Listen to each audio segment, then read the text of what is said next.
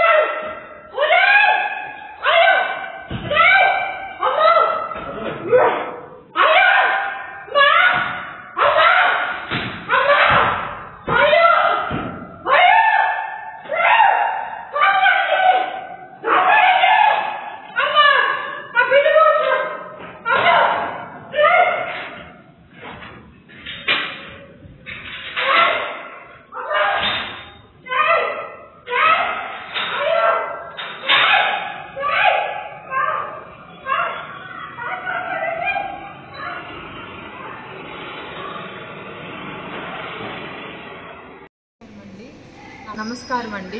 నా పేరు పి రోజా. మా నాన్న పేరు సుబ్బానాయుడు. నేను 8 months అప్పుడు మా నాన్న చనిపోయినారు. నేను విద్యానికేతన్లో MBA చదివాను. ఆ తర్వాత నాకు చదువుతా ఉండగానే అక్కడ గంగాధర్ నెల్లూరు జీడీ నెల్లూరు దగ్గర పెద్ద కాలువ అనే గ్రామంలో జ్ఞానప్రకాష్ ఏఎస్ఐ పోలీస్ ఆయన అతని కుమారుడు పవన్ కుమార్తో పెద్దలు నిశ్చయించిన పెళ్లి జరిగింది.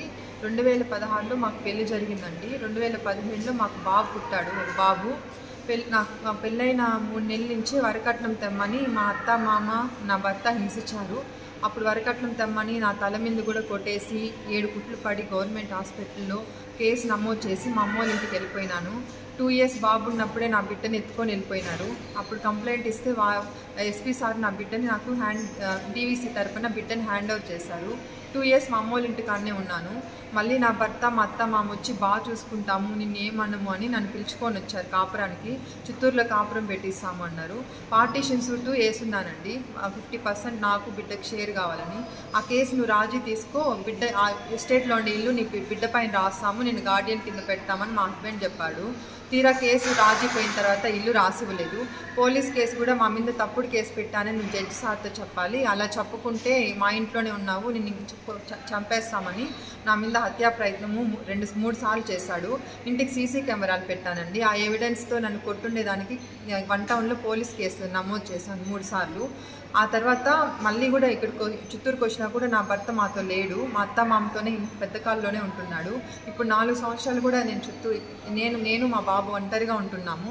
ఇప్పుడు మొన్న ఇవన్నీ ఇలా కేసులు జరుగుతుండగా డీవీసీ కూడా ఫైనల్ స్టేజ్కి వచ్చింది. నేను బాక్సైకి ఎవిడెన్స్ చెప్పాలి అనేసి కోర్టుకి వెళ్తుండగా, మొన్న శుక్రవారం వాయిదా ఉందని కోర్టుకి వెళ్తుండగా నేను ఇంటి కిందికి వచ్చానండి.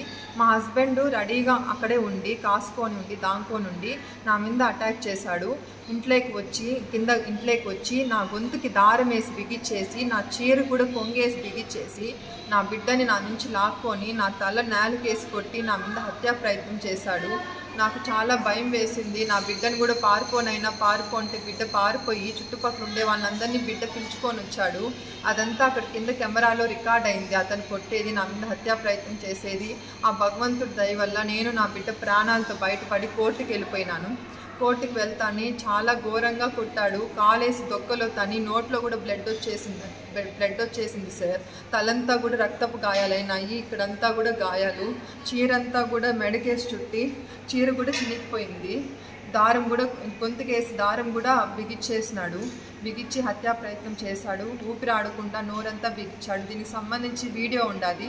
కోర్టుకి వెళ్ళిన తర్వాత ఎస్పీ సార్కి కాల్ చేశాను, జరిగిన విషయం చెప్పాను. సార్ స్పందించి పోలీసుల్ని కోర్టుకి పంపించేశారు. ఎస్ఐ మేడంని, సార్ ఉమెన్ పిఎస్ మేడంని, కానిస్టేబుల్ సార్ అందరూ వచ్చారు. ఆ అబ్బాయిని నేను కోర్టుకి వెళ్ళిన తర్వాత మళ్ళీ మా హస్బెండ్, నేను ఎస్పీ సార్కి ఫోన్ చేసిన విషయం తెలియదు కాబట్టి కోర్టుకి వెళ్ళినాక మళ్ళీ మా హస్బెండ్ మా ఇంటికి వచ్చి కెమెరాలన్నీ పగలగొట్టి అన్నీ పీక్కొని వెళ్ళిపోయినాడు.